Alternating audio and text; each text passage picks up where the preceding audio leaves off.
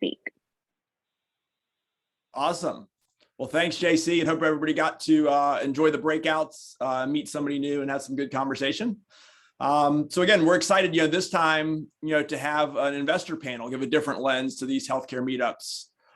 So we've got Becca from the Laerdal Million Lives Fund, Austin from Panoramic Ventures, and Ryan from Noro-Moseley here in town.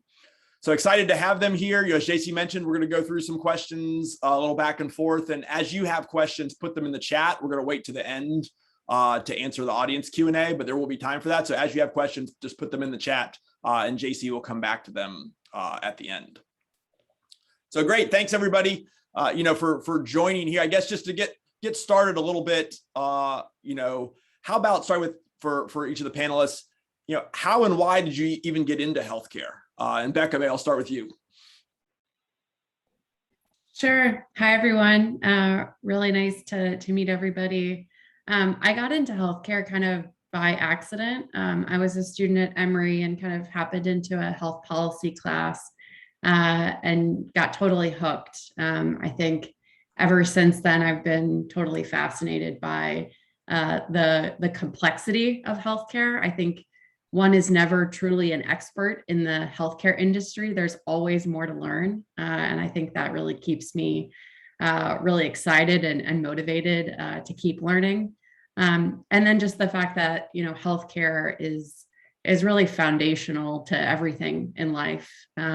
You can't have really anything in life if you don't have your health. And being an investor in this space, it is so motivating and inspiring to meet entrepreneurs who almost always have personal stories and reasons that bring them to start companies in healthcare.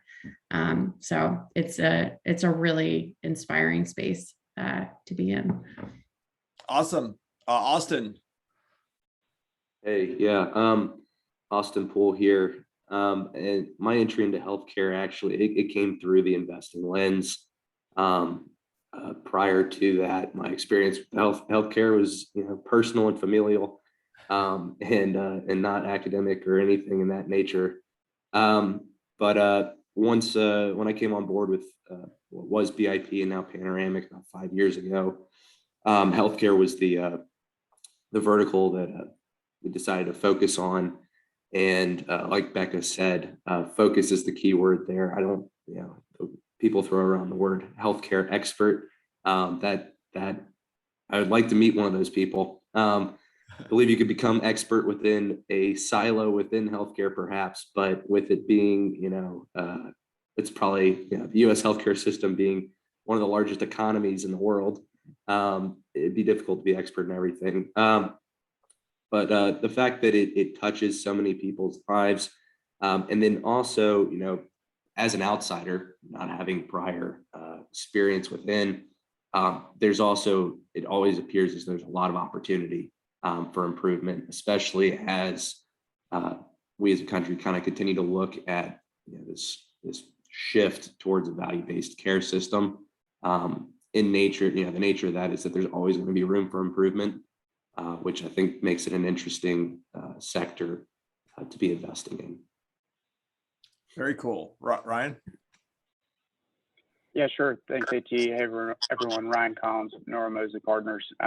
Yeah, I came to healthcare kind of through the finance track as well, through investment banking and private equity. And I was thinking about, I'd spent maybe a third or to half my time in those roles in healthcare, and was thinking about kind of what was next after business school. And I felt strongly that I needed to focus on one industry. I just think as an investor, as you move along, you have to. And within healthcare, I think there's a little bit of a barrier to entry versus other industries in terms of industry knowledge. And it's a sixth of the economy. It's very broken. It's outdated from a technology perspective. And so that helps. And there's very little cycle risk.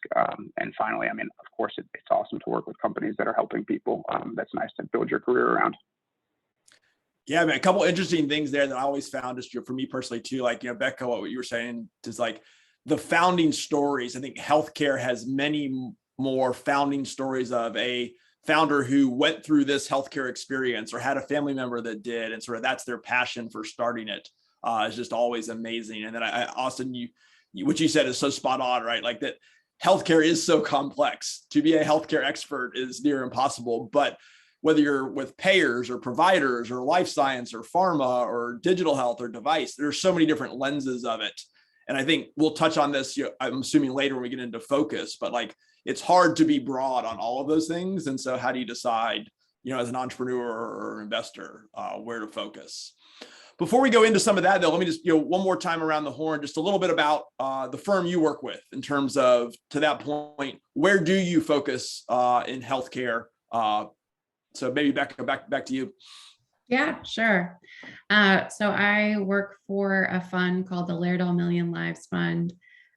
We're a $100 million fund focused on healthcare exclusively. And within that, we look primarily at digital health, but we'll look at some tech-enabled healthcare services, some connected medical device companies as well. And we're interested in companies that are helping to save lives.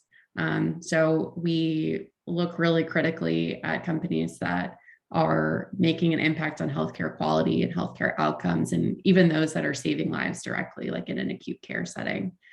We're very interested in a few areas, including maternal and infant health, like I said, kind of emergency and critical care, time-sensitive acute conditions, and then also medical education and training. And that's anything from technologies and tools that are helping to digitize med school curriculum, all the way to kind of clinical decision support, just-in-time training at the bedside for experienced clinicians. Those are the areas that we focus on, but we will look at any company that is helping to save lives, making an impact on healthcare outcomes. Our check size is typically $1 to $5 million initial checks. Reserve capital for following on as well. And that usually leaves us at about the Series A range, but we were definitely flexible on stage of company. Awesome, great. Austin, talk about Panoramic. Yeah, so Panoramic, we went by BIP Capital up until February of this year. But we're based here in Atlanta. We're currently investing out of our fifth venture fund. It'll be a $200 to $300 million fund. And we're typically 40 to 50% healthcare and healthcare IT. Within healthcare, we're investing in pure healthcare IT, pure software platforms, as well as tech-enabled services. And then thematically within healthcare, I'd say the three kind of big themes we have. One is we're looking for businesses that are creating access to care. That access could take on a variety of meanings there. That could be physical access, economic access, etc. Businesses that are continuing to kind of build the momentum in this shift to value-based care.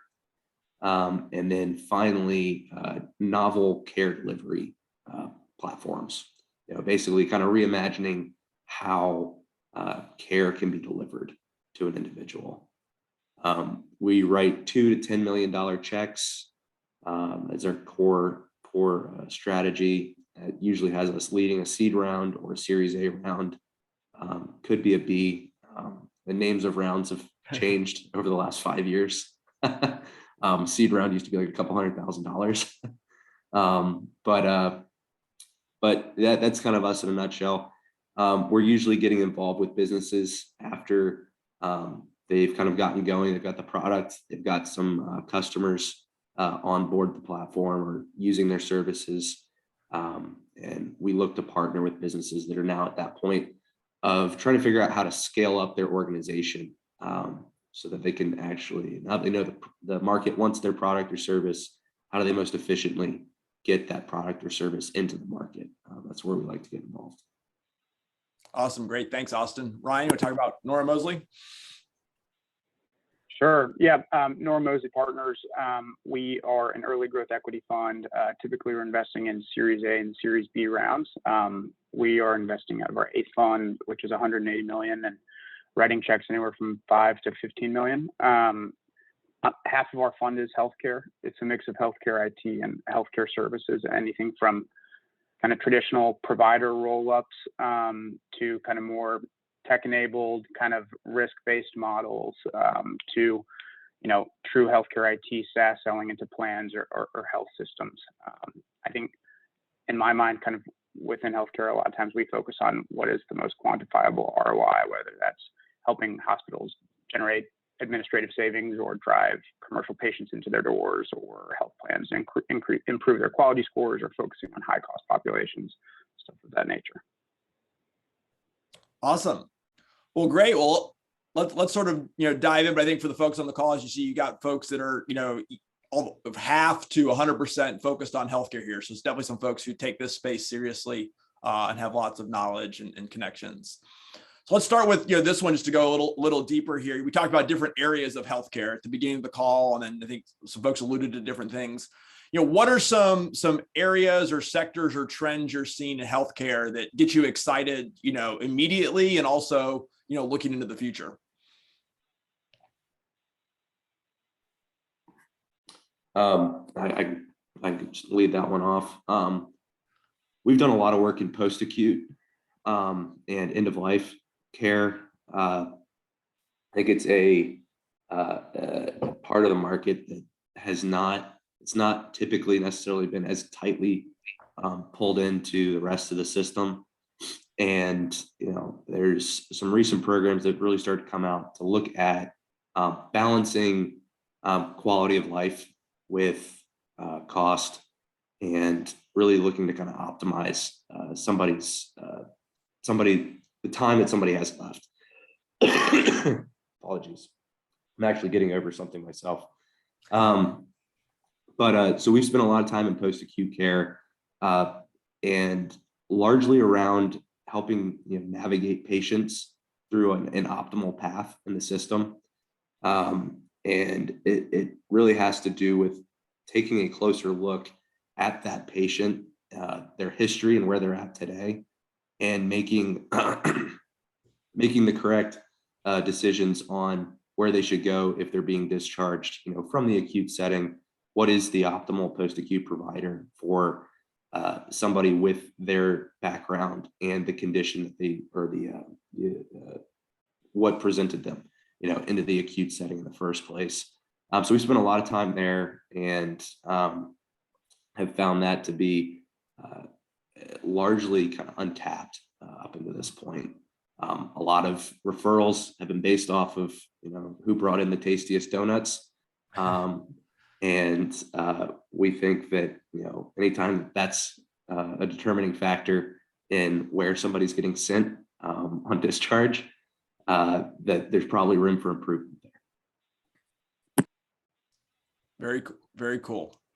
And I think that's one too that, for us, I think as folks know, we have a studio where we start businesses from scratch as well. And that's one theme that we've been exploring, not directly on the end of life, but on sort of the aging at home, around sort of senior engagement at home, as well as the caregiver problem of anybody who's ever been a caregiver. It's a terrible experience trying to manage someone. And so anybody who wants to chat about that, always happy to chat, because we're exploring some themes there we think are interesting. I'm happy to go next. Yeah, go ahead, Becca. Yeah, I think so. It's sort of sad and depressing to call this a trend, but I think the workforce supply issues that we're seeing plague healthcare as well as every other industry today presents a really interesting opportunity to leverage digital tools to train folks and provide upward mobility in their careers in healthcare. So we've looked at several kind of CNA sort of training platforms, as well as those that are helping train kind of home care workers, to your point, Austin. I'm also very interested in technologies that help providers practice at the top of their license, or even sort of take on some of the responsibilities of higher level practitioners. So specifically within that area, how do we make the primary care physician into a kind of super PCP? We've looked at some tools that are helping to empower the PCP to take on some, responsibilities that a dermatologist would take on. or even helping with some kind of cardiology or responsibilities, looking at kind of technologies that help PCPs with stroke rehab patients, things like that, you know, help providers do work that's more interesting and more relevant to their clinical training, and that also help to scale the clinical workforce to take care of more people at higher quality. I like that. There's so many so many trends around that whole theme, right? That even just the physician burnout as well as the shortage of supply, and like anybody who's ever been a healthcare provider, even just the basics of like the continuing education and licensing, that's just annoying to deal with and maintain. And so I like that theme a lot as well. Ryan, any themes you guys like?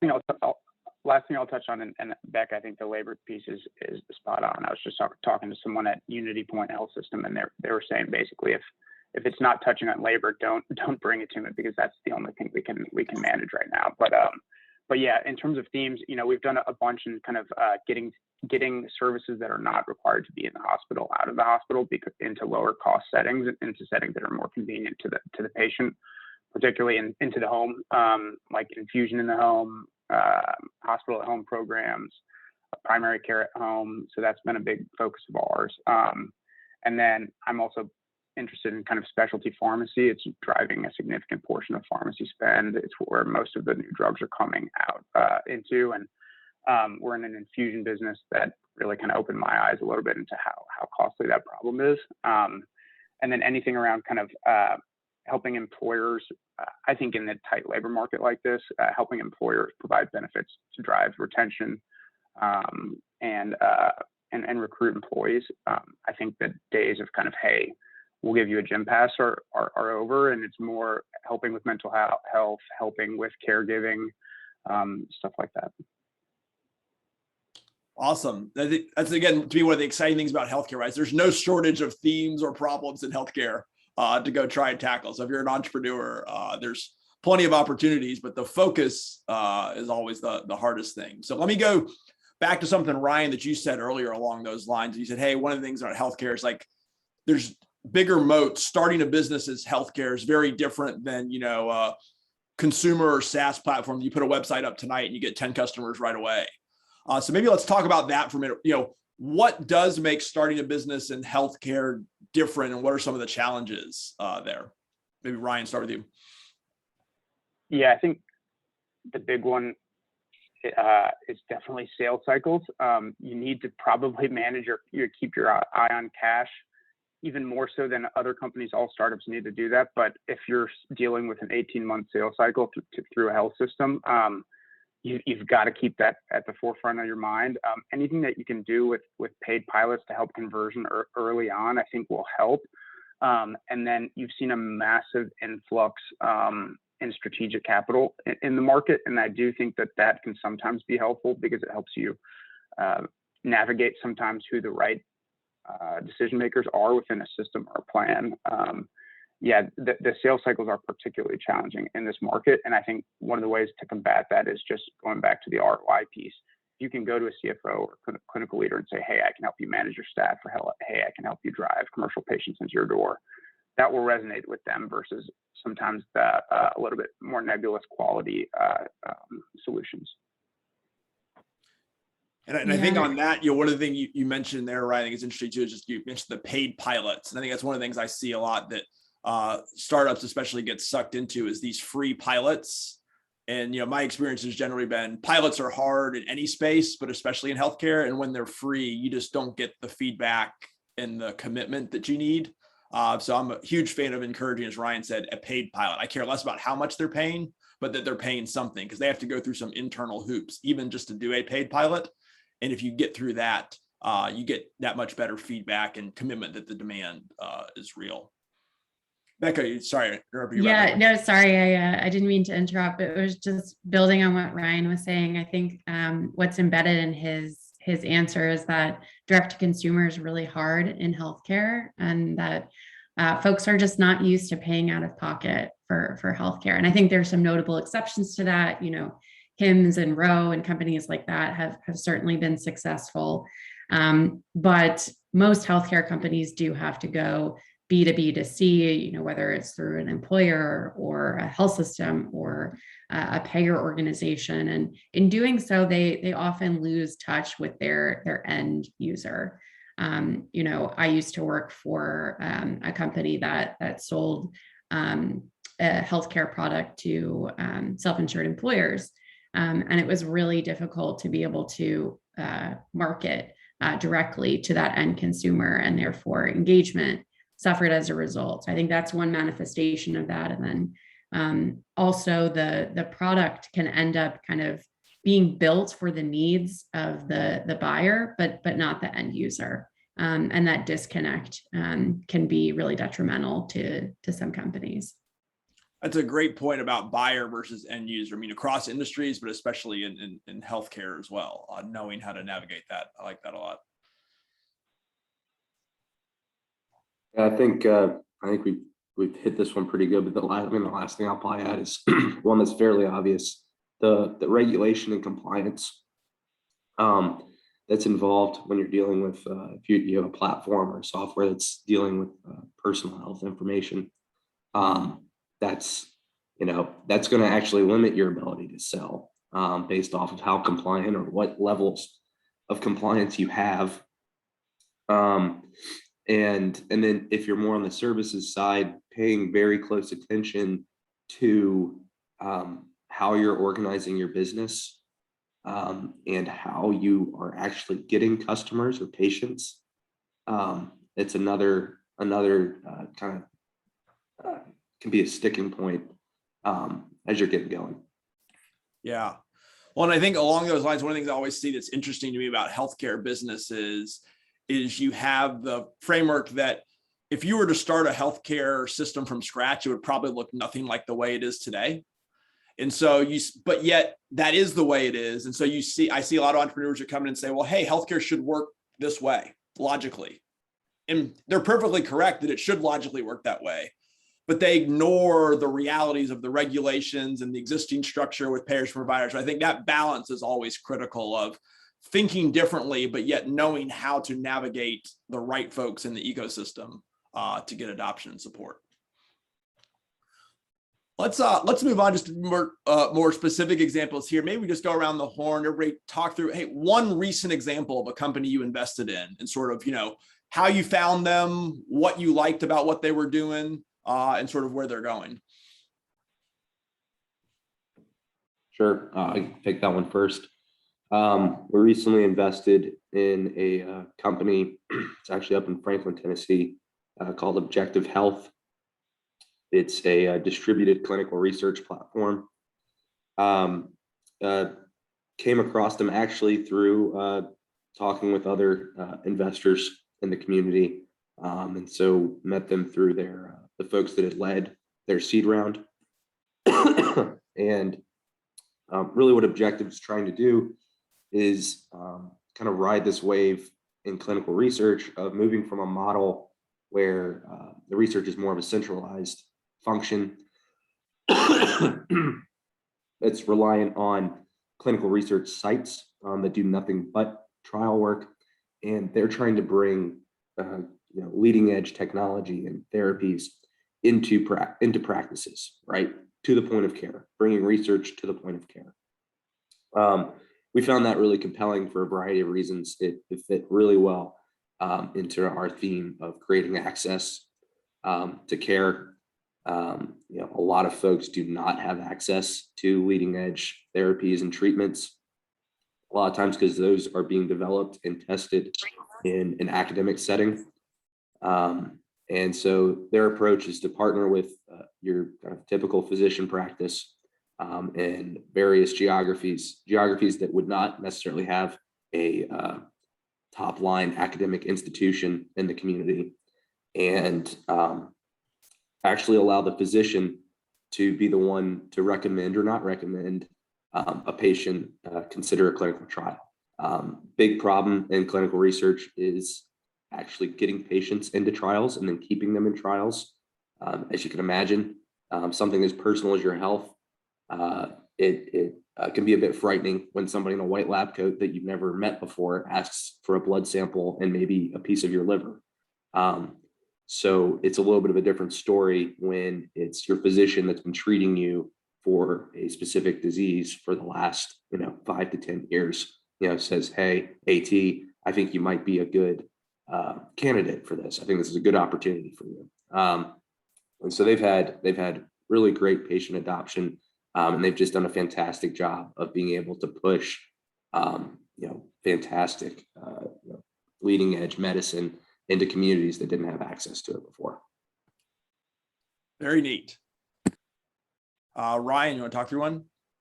Yeah, sure. I can mention a local one here that I was recently connected with called Empiricus.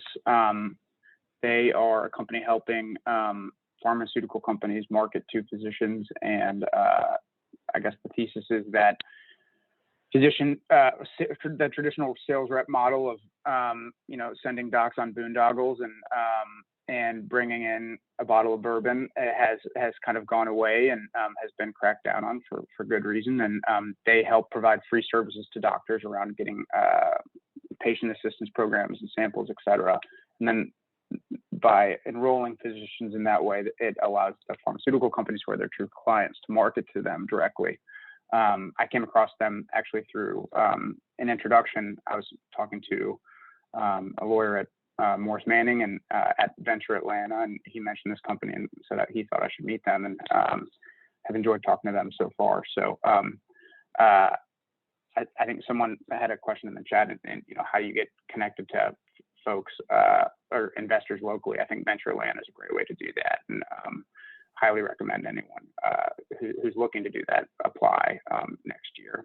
The other one I'd mention is another local company called Delphi STEM in the stem cell space, trying to help folks store their stem cells for future applications in personalized medicine. And I think that one of the founders is on here today, Paul Moya. So those are a few locally. Awesome. Becca, you want to take us through one recent one you guys did and what you liked and how you found it? Yeah, sure. So we talked a little bit about kind of the caregiving and elder care space. We have an investment in this space called Allo Care Health. Was introduced to them through City Light Capital, which is another investment fund that has an impact focus that we work with.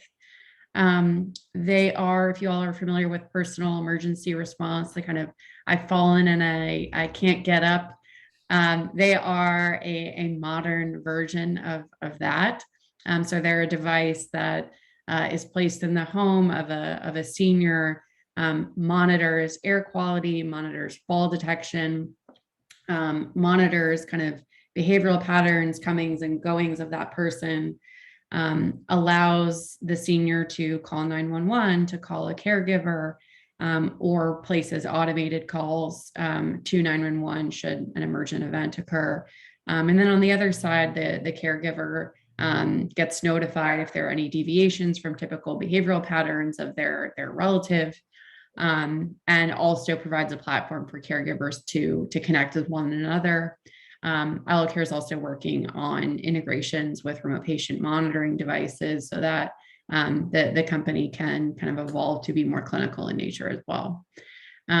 So we were really, attracted to the life-saving potential here, of course, but then also the fact that this is a massive market, massive and established and antiquated market, and that there are established kind of distribution channels for this type of product. So Allocare can get reimbursed as a supplemental benefit for Medicare Advantage. And they also have a partnership with a major retailer for which Allocare is sort of the white labeled version of their PERS product.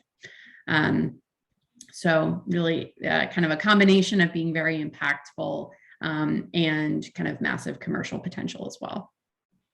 Awesome. Well, we got, 8 minutes or so left here. Let me ask one last question, and then we can go through any other questions in the chat from the audience. The last one is just for the folks here on having seen lots of companies pitch you in lots of different spaces, and what sort of lessons learned would you depart any other entrepreneurs here of things that work well, or things that, mistakes that entrepreneurs make when building a healthcare business?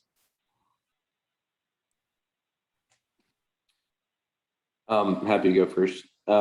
So in terms of stuff that works well, I'm not sure exactly what you mean there, AT, but if it's in the vein of, what would drive our interest, is that?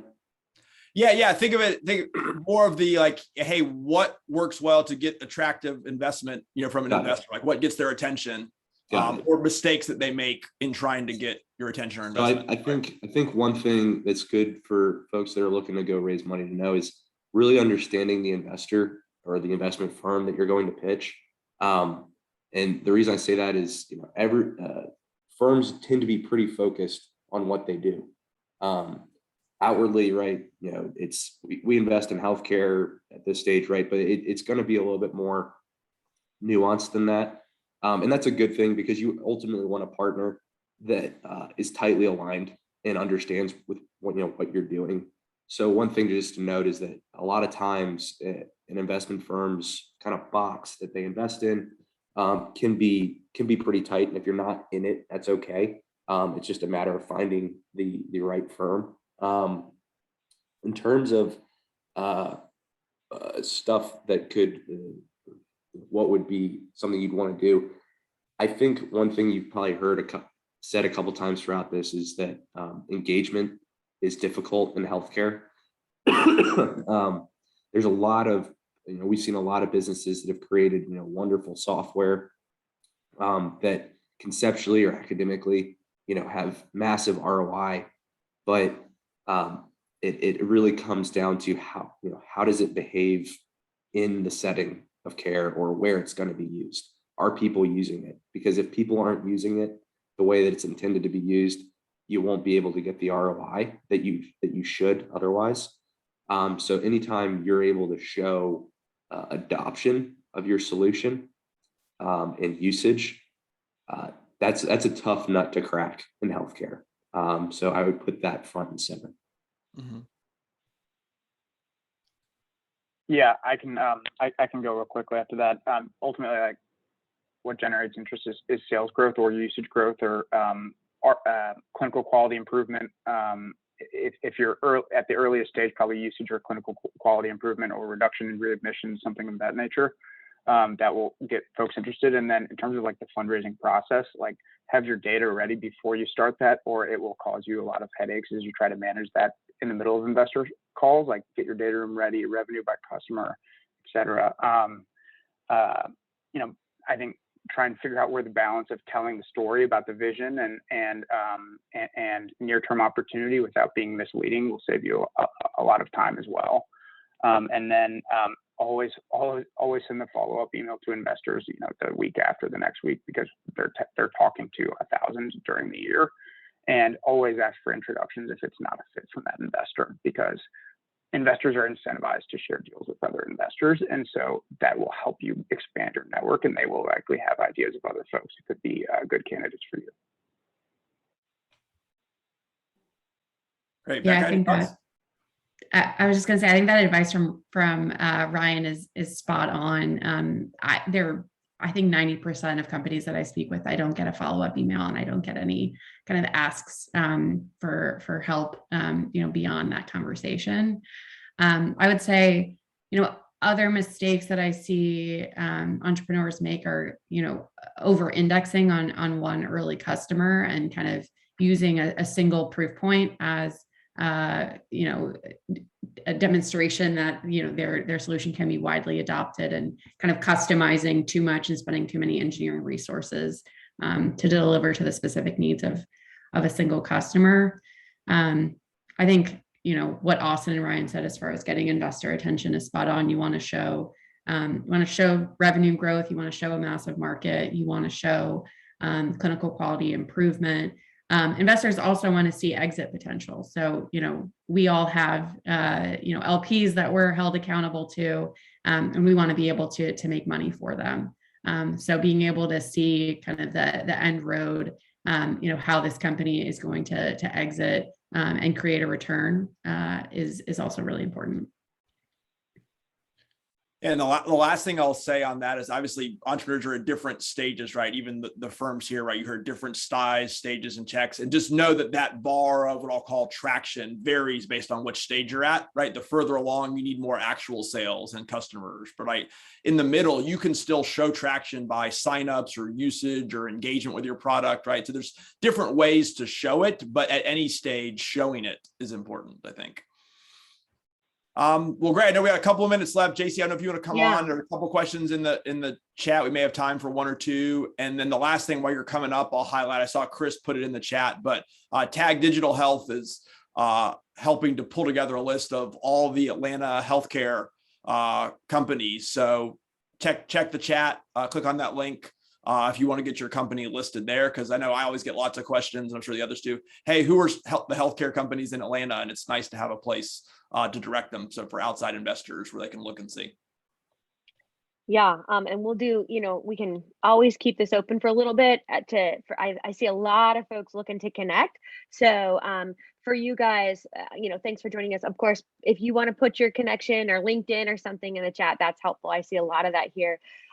Maybe we'll just do one quick question. If y'all need to drop off, feel free. We want to be respectful of time, but there's one question here. It's a little bit longer, but I think it's there's a couple people talking about value-based care here. So the question is, given the brokenness of the healthcare system, of course, the inefficiency of healthcare market, and the fact that payers, decision makers, and consumers of healthcare are all disconnected, there's data that suggests that companies with the biggest opportunity for patient benefits are valued lower than the companies that take into consideration the financial constraints of your still predominantly fee-for-service system. So value-based care hasn't yet made a big impact on this yet. Do any of you guys, have opinions on how this will change for the future? Anyone kind of want to tap in for that?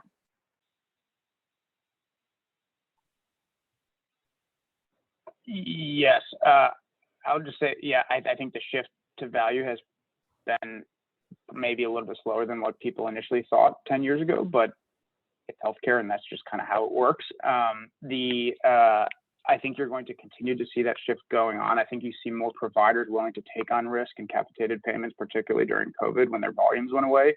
I think you'll see more mandatory models coming from CMS that requires doctors to take downside risk in addition to just upside risk.